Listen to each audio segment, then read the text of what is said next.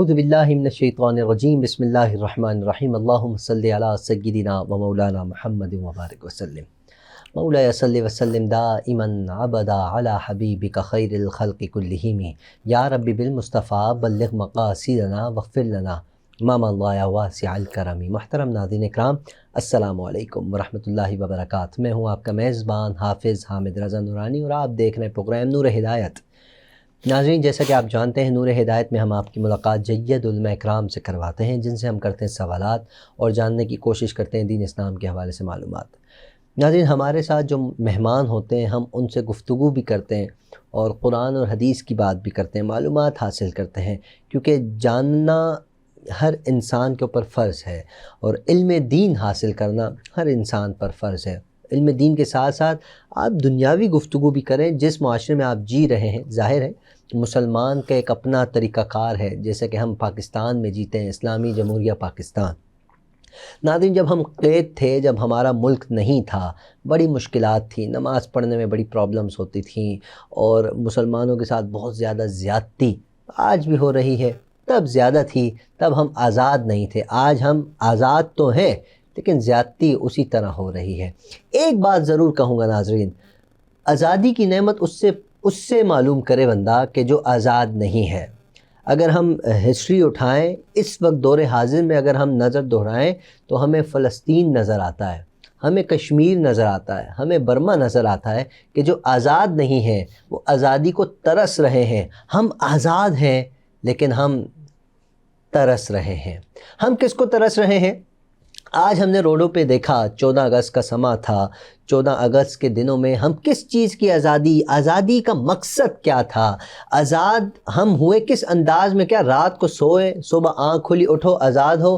ایسا ہوا ہے کہ ناشتے کی طرح، جیسے ناشتے میں انڈا ہمیں ملتا ہے، پلیٹ میں رکھ کر مل گیا، یہ تمہارے لیے ملک پاکستان ہے، تم جانو تمہارا ملک جان، ایسا ہوا ہے؟ نہیں ناظرین، جب ہندوستان سے ٹرین چلی نا تو قائد اعظم محمد علی جناح اور ان کی پوری ٹیم انتظار کر رہی تھی، ٹرین آ رہی ہے بھائی۔ جب ٹرین پہنچی ہے، ٹرین رکی ہے، خوش تھے کہ ماشاءاللہ پاکستان میں داخل ہو گئے، پاکستانی آ گئے ہجرت کر کے۔ لیکن جب ٹرین کے اندر داخل ہوئے تو دیکھا ایک بھی مسلمان اس میں زندہ، ایک بھی پاکستانی زندہ نہیں تھا۔ کوئی جلا ہوا تھا، کسی پر خنجر چلائے ہوئے تھے، کسی کو فائر کر کے مارا ہوا تھا، مطلب لاشیں ہی لاشیں تھیں، سارے شہید وہاں موجود تھے جو مسلمان تھے۔ ناظرین، اس کے علاوہ کتنے ہزار عورتوں کی عزت لوٹی گئی، کتنے ہزار مسلمانوں کو شہید کیا گیا، کتنے پاکستانیوں کے ساتھ ظلم کیا گیا، بڑے معاملات تھے۔ اس کے بعد جب ہم پاکستان میں داخل ہوئے، ہم آج باجے بجاتے ہیں، ہم شور شرابہ کرتے ہیں، ہم باقاعدہ ڈانس کی محفلیں سجائے بیٹھے ہیں، ہم روڈ پر نکلے۔ ناظرین، 14 اگست کو کیا ہوتا ہے؟ یہی ہوتا ہے جو میں آپ سے گفتگو کر رہا ہوں کہ عجیب کیفیت ہے۔ علماء اکرام اس پر کیا فرماتے ہیں؟ پاکستان کے بعد مقصد بھی جانیں گے اور پاکستان کے بعد ہمیں کیا کرنا چاہیے تھا اور ہو کیا رہا ہے، اس پر گفتگو کرنے کے لیے ہمارے ساتھ مختصر سی ایک بات یہ بھی کرتا چلوں ناظرین کہ ہم یہ باتیں سنتے آ رہے ہیں، علماء اکرام بتاتے ہیں، ہمیں قربانیوں کا بتایا جاتا ہے، لیکن ہم قربانیوں کو بھلا بیٹھے ہیں۔ ہم تو بس ملی نغموں میں لگ گئے، نئے نئے سونگ آ رہے ہیں وہ انجوائے کر رہے ہیں، نئے ملی نغمے میں انجوائے ہو رہا ہے جی۔ پارک بھرے پڑے ہیں، قائد اعظم محمد علی جناح کے مزار کے پاس آپ چلے جائیں، پاؤں رکھنے کی جگہ نہیں ہے، لیکن جناح کچھ کہہ کر گئے، وہ کون کرے گا؟ جناح کا پاکستان ہم اپنا بھی نہیں سمجھتے، ہم پڑوسیوں کو پتہ نہیں کس کا ہم سمجھ کر اس کو استعمال کر رہے ہیں اور کھائے جا رہے ہیں، دبا کر کھائے جا رہے ہیں، پاکستان کا خیال نہیں کر رہے۔ اس کا کیا قیامت والے دن ہم سے حساب ہوگا؟ علماء اکرام سے جانیں گے۔ ہمارے ساتھ موجود ہیں، ہمیشہ کی طرح شفقت فرماتے ہیں میری مراد محترم المقام جناب مفتی عبدالرؤف مدنی صاحب۔ السلام علیکم مفتی صاحب۔ وعلیکم السلام ورحمۃ اللہ۔ کیسے مزاج مفتی صاحب؟ خیریت سے؟ الحمدللہ خیریت مفتی صاحب، جب میں چھوٹا تھا، ہم جب چھوٹے تھے تو جشن آزادی کا جب سلسلہ چلتا تھا، آزادی کے مطلب اچھے طریقے سے جشن منایا جاتا تھا، اس جشن میں بھی ایک لمٹ ہوتی تھی، لیکن دن گزرتا گیا، وقت بدلتا گیا، وقت اور آگے کی طرف تیزی کے ساتھ ترقی کرتا گیا۔ اس ترقی میں ہم نے کیا کیا؟ ہم نے باجا اٹھا لیا، دنیا کہاں سے کہاں پہنچ گئی، ہم باجے پر بیٹھے، ہم نے باجے بنا کر گلی محلے میں ہم گزر نہیں سکتے، والدین بھی نہیں روکتے بچے کو، ارے خوشی منا رہا ہے، پاکستان کی آزادی کا دن منا رہا ہے۔ حضرت باتیں بہت سی ہیں، وقت بڑا مختصر سا ہے، تو میں چاہوں گا، آپ نے ماشاءاللہ سے بیج بھی لگایا ہوا ہے پاکستان کا، پاکستان سے محبت کا اظہار ہر انسان اپنے طریقے سے اظہار کرتا ہے، یہ جو روڈوں پر اظہار ہو رہا ہے کیا فرماتے ہیں؟ اس کے بعد میں مقصد کی طرف بڑھتا ہوں۔ بسم اللہ الرحمن الرحیم، الحمدللہ رب العالمین والصلاة والسلام علی سید المرسلین، اما بعد۔ حامد بھائی، سب سے پہلے تو ایک دفعہ پھر آپ کا شکر گزار ہوں، آپ کا بھی وینس شکریہ۔ ٹی وی کی نور ہدایت کے پروگرام کی پوری ٹیم کا خصوصاً اور اس پوری انتظامیہ کا عموماً میں شکر گزار ہوں، اور پھر اس کے بعد بلا تمہید جی اور بغیر کسی تفصیل کے آپ کے سوال کی طرف بڑھوں گا۔ بالکل یہ ایک المیہ ہے، اور آج کے دور میں جو احساس رکھنے والے ہیں، جو لوگ سمجھنے والے ہیں، وہ امت مسلمہ کا یا خصوصاً پاکستان کی نوجوان نسل کا یہ حال دیکھ کر بہت پریشان ہیں۔ ایسا ہی ہے جی۔ ہم نے ملک، جس طرح آپ نے آغاز میں بہت اچھی تفصیلی گفتگو کی، اور ہم آج 14 اگست گزارنے کے بعد بیٹھے ہوئے ہیں، تو کل ہم نے یہ صورتحال دیکھی کہ روڈوں پر ایک لوگوں کا ہجوم ہے، تماشا ہے، اور کئی نغموں پہ ڈانس ہو رہا ہے، کئی نعوذ باللہ من ذالک باقاعدہ کنسرٹ ہو رہے ہیں، اور اس میں جو ہے پردے کا اہتمام نہیں ہو رہا، اختلاط کا سسٹم چل رہا ہے، اس میں مخلوط جو ہے ہماری نوجوان بچیاں، بچے سب ساتھ ہیں۔ پارک ہیں ان کے اندر آپ دیکھتے ہیں ایک بھرمار پڑی ہے لوگوں کی، جو ہے نا وہ بس صرف انجوائے کرنا انہوں نے مقصد رکھ لیا ہے کہ آج پاکستان کا یوم آزادی ہے۔ حالانکہ اس ملک کو کس مقصد کے تحت حاصل کیا گیا، کتنی قربانیاں دے کر حاصل کیا گیا، اس میں آپ نے ایک جھلک سی دکھائی ہے۔ یہ پورا 100 سال کا ٹرن اوور بنتا ہے، تو 100 سال میں یہ لاکھوں کی قربانیاں ہیں جو انگریز کے خلاف آزادی کی تحریک چلی، اور اس کے بعد وہ شکل اختیار کر گئی پاکستان بنانے کی صورت میں، اور اللہ تعالیٰ نے اتنی قربانیوں کے بعد یہ ملک عطا فرمایا۔ تو علماء بیان کرتے ہیں، اور جو احباب درد رکھنے والے ہیں، جو حقیقت میں پاکستان کی بنیاد کو سمجھنے والے ہیں، جو اس ملک کی حساسیت کو جاننے والے ہیں، وہ بیان کرتے ہیں، لیکن ہماری نوجوان نسل سننے کو ہی تیار نہیں ہے۔ بالکل۔ اور ہماری نوجوان نسل کو ابھی بھی ڈیوائیڈ کیا جا رہا ہے، یعنی ہم نے جن سے آزادی لی تھی وہ اب جغرافیائی طور پر تو ہمارے ساتھ نہیں ہے، جغرافیائی طور پر تو ہم اپنی ایک سرحد بنا چکے ہیں، ہمارا ایک بارڈر جو ہے کشمیر سے پڑتا ہے، ہمارا ایک بارڈر جو ہے گجرات جہلم سے پڑتا ہے، ہمارا ایک بارڈر جو ہے وہ کراچی بندرگاہ سے پڑتا ہے، تو بارڈر تو ہمارے جغرافیائی قائم ہو گئے ہیں، لیکن ہم اپنی اور جو سوشل ایکٹیویٹیز ہیں، باقی جو میڈیا ہے، اس کے ذریعے سے ہم ان یلغاروں کو روک نہیں پا رہے، وہاں ہم روکنے کی کوشش نہیں کر رہے۔ ہماری نوجوان نسل اسی روش پر، اسی ثقافت کے در پہ ہے، اسی انداز کے پیچھے ہے۔ ہونا تو یہ چاہیے تھا کہ اس دن جو ہے سب کو سر بسجود ہونا چاہیے تھا، فجر کی نماز پڑھنے کے بعد فجر سے پہلے روزہ رکھ لینا چاہیے تھا، یہ ایک نعمت ہے، اور اس دن خوب نیکیاں کرنی چاہیے تھی، پاکستان کی تاریخ پڑھنی چاہیے تھی، علماء کا کردار پڑھنا چاہیے تھا، جن مجاہدین اسلام نے اس ملک کے لیے قربانیاں دیں ان لوگوں کے بارے میں جاننا چاہیے تھا اور پتہ کرنا چاہیے تھا، اور پھر اس کے بعد آج کے دن ہم تجدید عہد وفا کرتے، ہم اس وفا کو دوبارہ تازہ کرتے کہ آؤ مل کر ہم دوبارہ اس وعدے کو دہراتے ہیں کہ ہم نے یہ ملک قائد اعظم کی قیادت میں اس لیے حاصل کیا تھا، ہم نے دنیا کو یہ پیغام دینا ہے کہ یہ دیکھو اسلامی نظام یہ ہوتا ہے۔ ہم نے قائد اعظم کا وہ فرمان ہے نا، آپ نے کہا ہم یہ خطہ اس لیے حاصل کر رہے ہیں تاکہ یہاں کی اسلام کی اس مقام پر اسلام کی پریکٹس کر کے دنیا کو پیغام دیں کہ یہ ہے نظام مصطفیٰ، یہ ہے اسلامی نظام، یہ ہم نے دینا تھا، یہ ہم نے بتانا تھا کہ دیکھو مسلمان کا کردار یہ ہوتا ہے، مسلمان اگر بینکنگ کرتا ہے تو اس طرح کرتا ہے، مسلمان کی اگر منڈی لگتی ہے تو وہ اس طرح لگتی ہے، مسلمان اگر کپڑے کی تجارت کرتا ہے تو وہ اس طرح کرتا ہے، مسلمان اگر اسپورٹس کے میدان میں جاتا ہے تو اس کا کیا طریقہ کار ہوتا ہے۔ مکمل ایک اسلامی نظم و نسق کے ساتھ، اسلامی ثقافت کے ساتھ میدان میں اترنے کے لیے ہمیں ایک میدان چاہیے تھا، ہمیں ایک ایریا چاہیے تھا، ہمیں ایک خطہ چاہیے تھا۔ وہ خطہ تو حاصل کر لیا، لیکن جس مقصد کے لیے حاصل کیا گیا ہے وہ مقصد ابھی تک حاصل نہیں ہوا ہے۔ بالکل بس یہ ہماری قوم کو سمجھنا اچھا چاہیے۔ حضرت، ہم نے اپنے بزرگوں سے سنا ہے کہ ہر چیز کا کوئی نہ کوئی مقصد ہوا کرتا ہے۔ مقاصد کی اگر میں بات کروں، ان سب مقاصد میں ایک مقصد جو آپ نے ارشاد فرمایا کہ مل جل کر بیٹھنا، اسلام کی اشاعت کرنا، اسلام پھیلانا، اسلامی جمہوریہ پاکستان ہمیں مل گیا۔ مقصد بھی کوئی تھا، ہم اس مقصد کو بھلا بیٹھے ہیں۔ ہم اس مقصد کو 14 اگست کا ایک دن اٹھاتے ہیں، رات 12 بجے آپ دیکھیں اس طرح آتش بازی ہوتی ہے کہ پتہ نہیں ہم نے کیا کر دیا، ہم نے کچھ انوکھا کام بالکل انوکھا کیا ہے، لیکن کوئی مقصد تھا۔ اب جو قوم اپنے مقاصد کو بھلا بیٹھے، مقصد کو بھلا بیٹھے، تو اس کا انجام کیا ہوتا ہے؟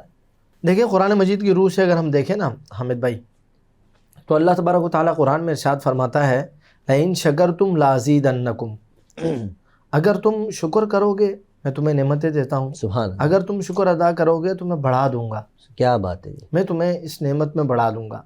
اور جو نعمت کی قدر نہیں کرتا، اللہ رب العالمین اس سے نعمت کو واپس چھین لیتا ہے۔ بالکل یہ ملک جو ہے جس انداز سے، مقصد تو ہمارا جیسے میں نے پچھلی دفعہ بھی عرض کیا، مقصد یہ تھا کہ ہم نہ انگریز کے تسلط میں رہ سکتے ہیں، ہم آزاد ہو گئے ہیں۔ ہمیں آزاد اس دن اللہ کے رسول نے کر دیا تھا جب مکے کی پہاڑی سبحان کوہ اللہ۔ صفا پر رسول اللہ صلی اللہ علیہ وسلم تشریف لے گئے اور بلند آواز سے اعلان کیا، کہا لوگو قولوا لا الہ الا اللہ، آج سے تم آزاد ہو، صرف ایک اللہ وحدہ لا شریک کی تم غلام ہو، اس کے بندے ہو، اس کے علاوہ کسی کی حکومت نہیں ہے، نہ ابو جہل کی حکومت ہے، نہ ابو لہب کی حکومت ہے، نہ عتبہ کی ہے، نہ شیبہ کی ہے، نہ قریش کی ہے، نہ امیہ کی ہے، کسی کی نہیں ہے۔ بڑے بڑے سردار، بڑے بڑے قبیلے سب ایک طرف، حکومت ان الحکم الا للہ، حکم تو صرف رب العالمین کا ہے، فیصلہ تو صرف رب العالمین کا ہے۔ تو آزاد تو ہم اس دن ہو گئے تھے۔ پھر ہوا یہ کہ تقریباً 1000 سال کے قریب جب ہم نے ہندوستان میں حکومت کی، تو پھر انگریز جو ہے چال بازیوں کے ساتھ اس ملک میں داخل ہوا اور اس نے بر صغیر پاک و ہند پر پوری طرح کنٹرول حاصل کیا۔ پھر اس کے خلاف جد و جہد ہوئی، تو ہم نے یہ منشور ہم نے اپنا بنایا، یہ عزم کیا کہ نہ ہم انگریز کے تسلط میں رہ سکتے ہیں اور نہ ہی ہم کسی ہندو بت مت اور کسی ہندو بنیا کی سرپرستی میں یا زیر تسلط رہ سکتے ہیں۔ ہم آزاد ہیں، ہم اللہ کے رسول صلی اللہ تعالیٰ علیہ وسلم کا کلمہ پڑھنے والے ہیں، انہوں نے ہمیں آزاد رکھا ہے۔ تو اس مقصد کے تحت ہم آزاد تو ہوئے، لیکن اس کے بعد پھر ہمیں کسی اور روش یا کسی اور گلی میں جو ہے نا دھکیل دیا گیا۔ ہمیں جس مقصد کے لیے ہم آزاد ہوئے تھے اس سے پھر دوبارہ ہمیں پھیر لیا گیا۔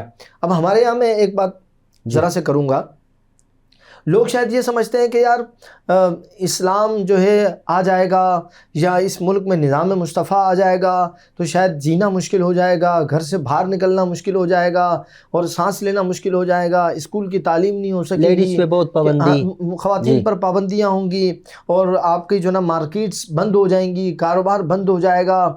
مطلب بہت کچھ لوگ سوچتے ہیں، ایسا کچھ بھی نہیں ہے۔ اسلام ایک نظام دیتا ہے، ایک طریقہ کار دیتا ہے۔ مثال کے طور پر میں ایک جھلک دوں آپ کو کہ اسلام کا جو نظام ہے زکوٰۃ کا، اگر حکومتی سطح پر اسلام کے تحت اس پر عمل کیا جائے نا تو پاکستان سے اتنی زکوٰۃ کلیکٹ ہوتی ہے، اتنے با اثر و رسوخ والے لوگ ہیں، اتنے صاحب ثروت لوگ ہیں کہ ان سے ان کی کلیکشن کر کے اگر غربا کو دی جائے تو پاکستان میں کوئی غریب باقی نہ رہے، اگر اسلامی نظام کے مطابق زکوٰۃ کے اس سسٹم کو پھیلا دیا جائے۔ نمبر ایک۔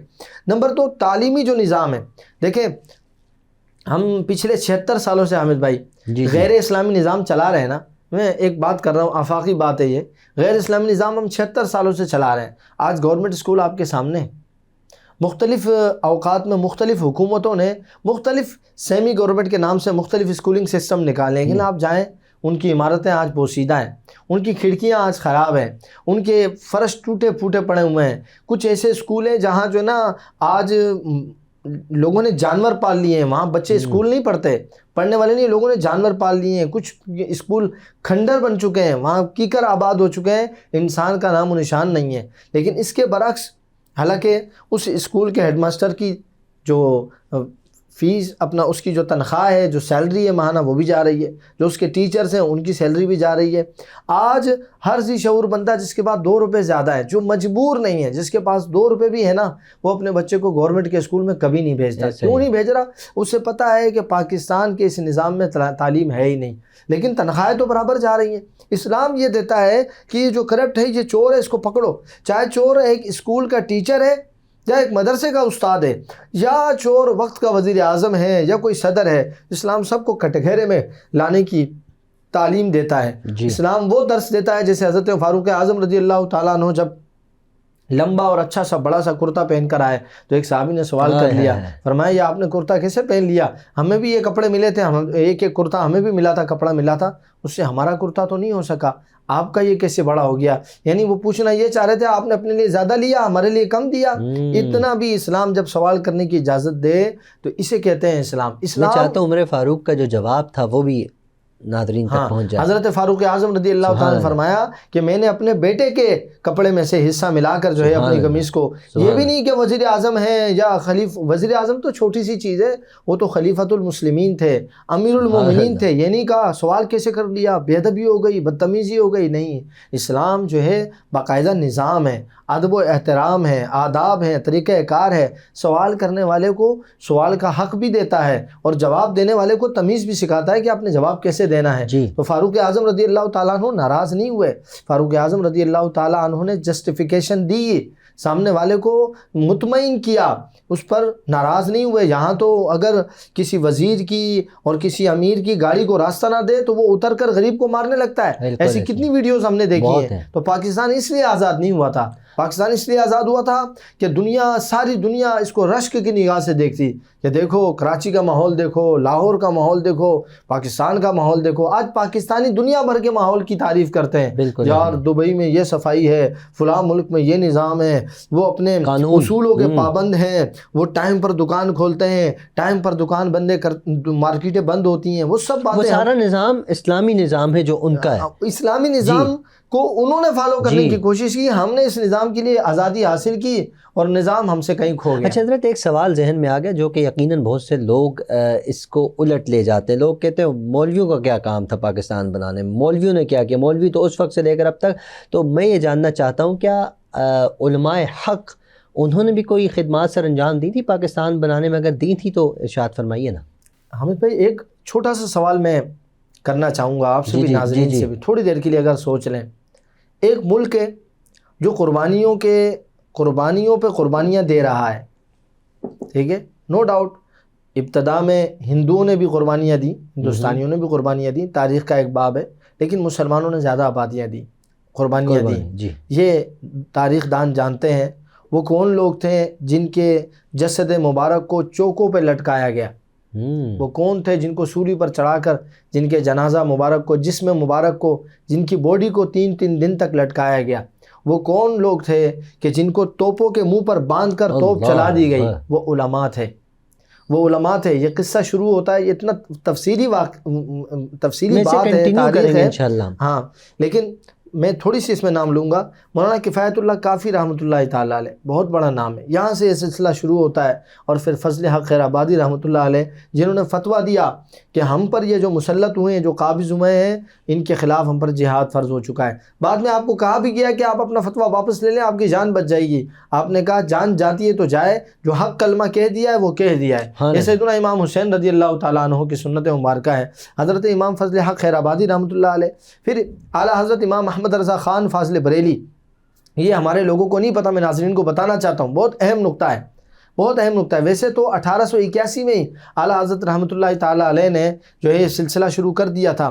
مگر جب پہلی سنی کانفرنس ہوئی ہندوستان میں، پہلی سنی کانفرنس ہوئی، تو اس میں جو خطبہ دیا وہ امام محمد رضا خان فاضل بریلی رحمۃ اللہ علیہ نے دیا. آپ نے فرمایا ہندوستان کے اندر ایک قوم آباد نہیں ہے، 2 قومیں آباد ہیں. آج جو کہتے ہیں نا لوگ، کراچی میں 10 قومیں آباد ہیں، پنجاب میں 3 قومیں آباد ہیں، خیبر پختونخوا میں 2 قومیں آباد ہیں، 4 قومیں آباد ہیں، بیکار کی باتیں کرتے ہیں. پاکستان میں ایک ہی قوم آباد ہے. پاکستان میں ایک ہی نظریے کے لوگ موجود ہیں. جب نظریہ ایک ہے تو وہی قوم ہے. اعلیٰ حضرت نے فرمایا 2 قومیں یہاں آباد ہیں. ایک وہ نظریہ رکھتے ہیں جو آمنہ کے لال نے دیا، اور ایک وہ نظریہ رکھتے ہیں جو جس کا آمنہ کے لال نے مقابلہ کیا. کیا بات ہے! تو وہ 2 نظریے ہیں. یہ 2 قومیں یہاں آباد ہیں. امام محمد رضا خان فاضل بریلی رحمۃ اللہ علیہ فاؤنڈر آف پاکستان ہے، یعنی پاکستان کی نظریاتی طور پر بنیاد رکھنے والے امام محمد رضا خان فاضل بریلی رحمۃ اللہ علیہ ہے. پھر جب ظاہر سی بات ہے امام محمد رضا خان فاضل بریلی رحمۃ اللہ علیہ کا وصال ہو گیا، لیکن جیسے ہی سلسلہ آگے بڑھتا گیا، 6 کی باری آئی، پھر 1930 میں آل انڈیا سنی کانفرنس، جب قائد اعظم کا بھی ذہن بدل گیا، کیونکہ پہلے تو یہ تھا نا کہ دونوں مل کر، ہندو مسلم مل کر آزادی حاصل کر لیں، انگریز کو بھگا دیں، لیکن بعد میں جب سمجھ آئی کہ نہیں، ہمیں الگ سے ملک چاہیے، قائد اعظم بھی اس طرف آئے، تو پھر قائد اعظم نے باقاعدہ بلا کر عبد الحامد بدایونی رحمۃ اللہ تعالیٰ علیہ، پیر ابو الحسن